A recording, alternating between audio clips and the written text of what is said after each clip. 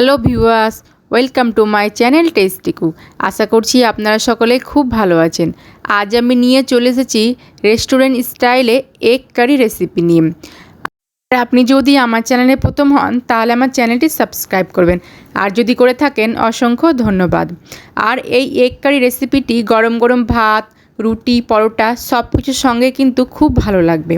চলুন তাহলে রেসিপিটি শুরু করি। রেসিপিটি তৈরি করার জন্য গ্যাসে আমি একটা কড়াই বসিয়ে দিয়েছি। তার মধ্যে আমি দিয়ে দিলাম 3 টেবিল চামচ সর্ষের তেল। এবার তেলটা গরম হয়ে গেছে, এর মধ্যে দিয়ে দিচ্ছি 2টো মিডিয়াম সাইজের পেঁয়াজ কুচি। পেঁয়াজটা এরকম লম্বা লম্বা করে কেটে নিয়েছি। এবার আমি পেঁয়াজটা হালকা করে ভেজে নেব। তো পেঁয়াজটা আমি 1 মিনিটের মতো ভেজে নিয়েছি। এবার আমি এর মধ্যে দিয়ে দিচ্ছি 2টো ছোটো সাইজের টমেটো কুচি। এবার পেঁয়াজ টমেটোটা আরও আমি কিছুক্ষণ ভেজে নেব।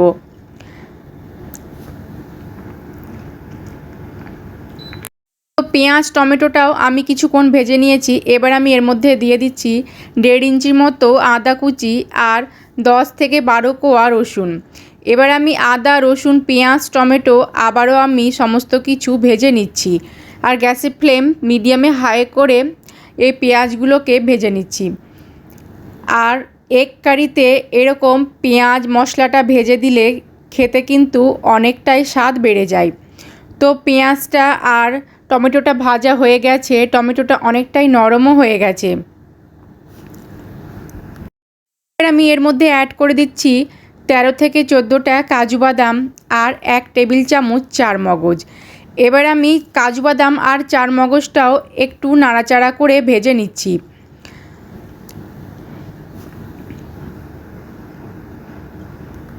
সমস্ত কিছু ভাজা হয়ে গেছে, আর খুব বেশি কিন্তু পেঁয়াজটা লাল করিনি, এরকম করে ভেজে নিয়েছি। এবার আমি তেলটা ঝরিয়ে সমস্ত কিছু একটা প্লেটের মধ্যে তুলে নিচ্ছি। তো দেখে বুঝতে পারছেন যে কিভাবে আমি ভেজেছি, খুব কিন্তু লাল করে ভাজিনি। তো একটা প্লেটের মধ্যে নিয়ে নিয়েছি। এবার আমি এটা ঠান্ডা করে একটা পেস্ট তৈরি করে নেব। আর এখানে আমি ডিম নিয়েছি 6টা, ডিমগুলোকে সেদ্ধ করে নিয়েছি। এবার আমি চাকু দিয়ে ডিমগুলোকে কেটে নিচ্ছি। আপনারা আপনাদের মতো করে কেটে নিতে পারেন, বা কাঁটা চামচ দিয়ে একটু ফুটো করে নিতে পারেন। এতে করেও তেল মশলা খুব ভালো করে ডিমের মধ্যে ঢুকে যাবে। তো আমি এভাবে চাকু দিয়ে ডিমগুলোকে কেটে নিচ্ছি।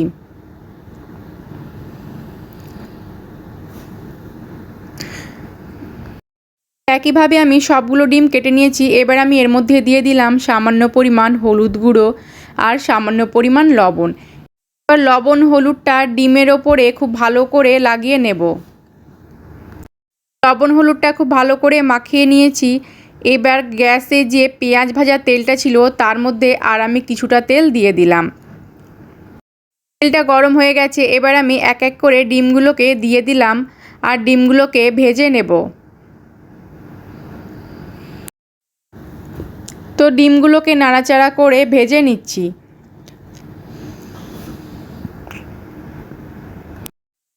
তো ডিমগুলো ভাজা হয়ে গেছে। এবার আমি তেল থেকে তুলে নিচ্ছি, আর এই তেলে আমি বাদবাকি রান্নাটা কমপ্লিট করে নেব।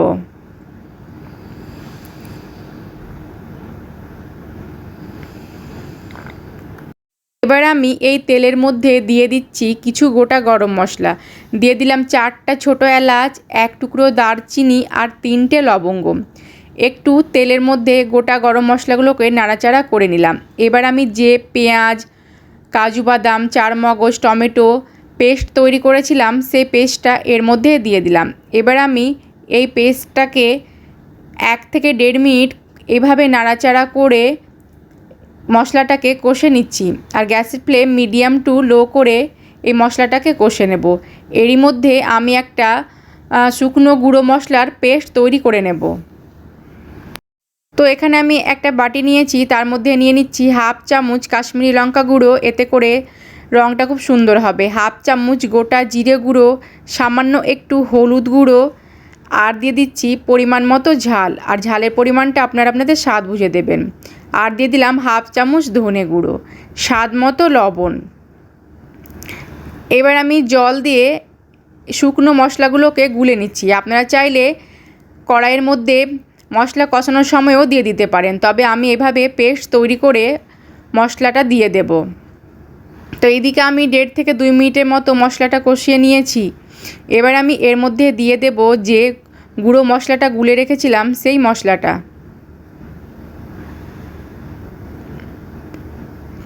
আবারও আমি মশলাটাকে 2 মিনিটের মতো খুব ভালো করে কষে নেব, যাতে করে সাইড থেকে তেল ছেড়ে আসে। তো মশলাটা আমি খুব ভালো করে কষে নিয়েছি, দেখতে পাচ্ছেন সাইড থেকে কিন্তু তেলটা খুব ভালো করে ছেড়ে দিয়েছে। আর মশলাটাকে এইভাবে নাড়াচাড়া করে কষিয়ে নিতে হবে, নইলে পরে তলায় লেগে যাবে। এবার আমি ভেজে রাখা ডিমটা দিয়ে আবারও 1 মিনিটের মতো এইভাবে ডিমের সঙ্গে মশলাটাকে কষিয়ে নেব।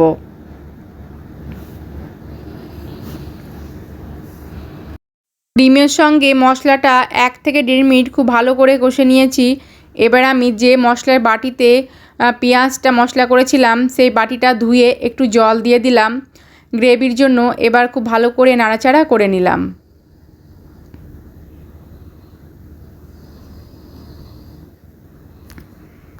এবার আমি ঢাকনা দিয়ে ঢেকে দিচ্ছি 2 মিনিটের জন্য। 2 মিনিট পর ফিরে আসছি।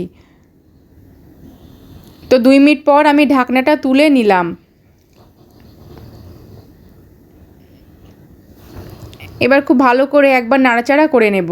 আর লবণ ঝালটা আপনারা এখানে চেক করে নিতে পারেন, তবে আমার লবণ ঝালটা ঠিক আছে। তো গ্রেভিটা এরকম ঘনই থাকবে। আর গ্রেভিটা আপনারা যদি পাতলা করতে চান তাহলে জলের পরিমাণটা একটু বাড়িয়ে দেবেন। এবার আমি এর মধ্যে দিয়ে দিলাম সামান্য পরিমাণ গরম মশলা গুঁড়ো। গরম মশলা গুঁড়োটাও খুব ভালো করে মিশিয়ে নেব।